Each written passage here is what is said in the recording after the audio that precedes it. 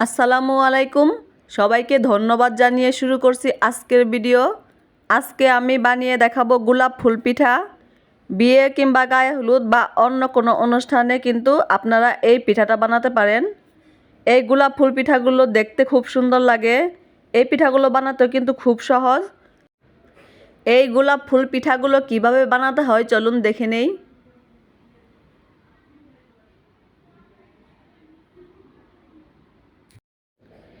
প্রথমে ময়দাতে পরিমাণ মতো লবণ দিয়ে কুসুম গরম পানি দিয়ে ডো তৈরি করে একটা বড় করে রুটি বেলে নিয়েছি। এরপর রুটিটা চারকোনা করে কেটে নিয়েছি। এখন সাইড দিয়ে আমি লম্বা লম্বা করে এইভাবে কেটে নেব।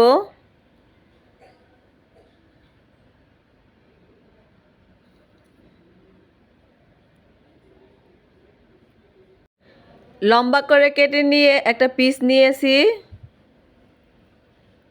একটা কাঁটা চামচ নিয়েছি। এর আগে কিন্তু আমি কাঁটা চামচ দিয়ে দুইটা ডিজাইন করে দেখিয়েছি, একটার সাথে কিন্তু আরেকটা মিল পাবেন না।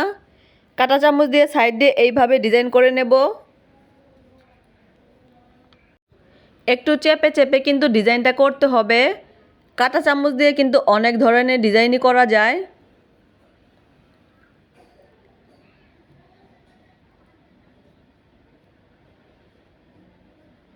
এখন চামচের উল্টো পাশ দিয়ে আরেকটা ডিজাইন করে নেব।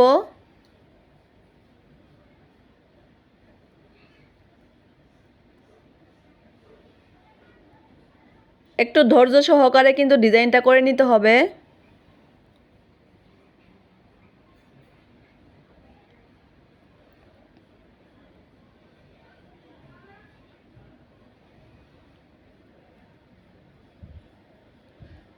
এখন অপর পাশ দিয়ে আমি একটু পানি লাগিয়ে নেব। তাহলে ডিজাইন করার পরে কিন্তু সুন্দরভাবে লেগে থাকবে।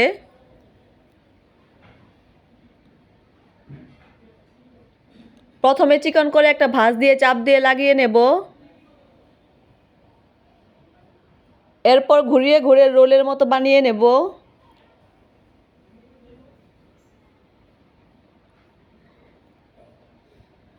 মাথার সাইডেও আমি একটু পানি লাগিয়ে নেব।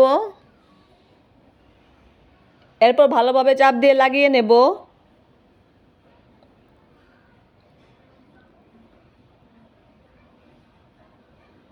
এখন সোজা করে রেখে একটা একটা করে ডিজাইন এইভাবে ছাড়িয়ে নেব। তাহলে কিন্তু একটা একটা গোলাপের পাপড়ির মতো হয়ে যাবে।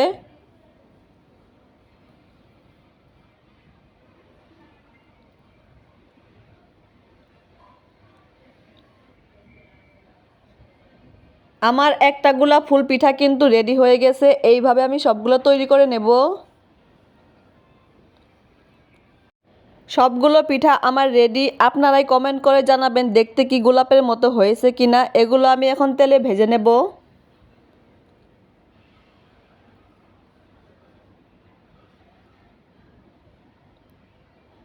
কড়াইয়ে তেল গরম করে নিয়েছি, খুব বেশি তেল কিন্তু আমি গরম করে নিইনি। পিঠাগুলো এখন তেলে দিয়ে দেব। সবগুলো পিঠা আমি একবারে দিয়ে দেব, এগুলো কিন্তু একটার সাথে আরেকটা লেগে যাবে না।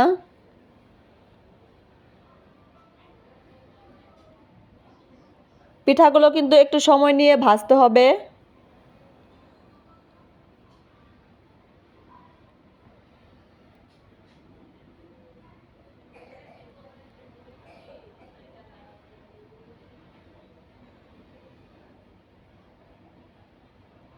সবগুলো পিঠা আমার ভাজা হয়ে গেছে। এখন আমি পিঠাগুলো নামিয়ে নেব। পিঠাগুলো ভাজতে আমার 20 মিনিটের মতো সময় লেগেছে।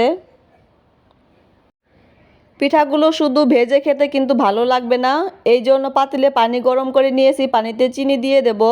এখন একটা চিনির শিরা তৈরি করে নেব।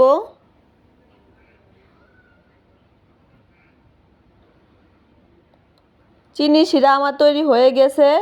চুলা বন্ধ করে নিয়েছি। এখন গরম শিরায় আমি ভেজে রাখা পিঠাগুলো দিয়ে দেব।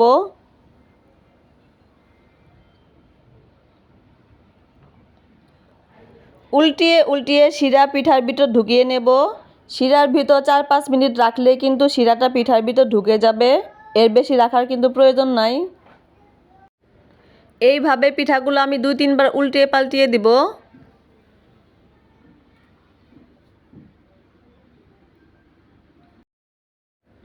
গোলাপ ফুল পিঠাগুলো কিন্তু আমি শিরা থেকে উঠিয়ে নিয়েছি। এই পিঠাগুলো এইভাবে বানিয়ে কিন্তু আপনারা অনেক দিন পর্যন্ত রেখে খেতে পারবেন। এই পিঠাগুলো কিন্তু নষ্ট হবে না। পিঠাগুলো কিন্তু এখনও অনেকটা গরম আছে, ঠান্ডা হলে কিন্তু গোলাপ পিঠাগুলো আরও মুচমুচে হবে। আজকের পিঠার রেসিপিটি যদি ভালো লাগে তাহলে লাইক, কমেন্ট এবং ভিডিওটি শেয়ার করে দিবেন। ফিরে আসবো আরও একটি নতুন ভিডিও নিয়ে, সে পর্যন্ত সবাই ভালো থাকেন। আল্লাহ হাফেজ।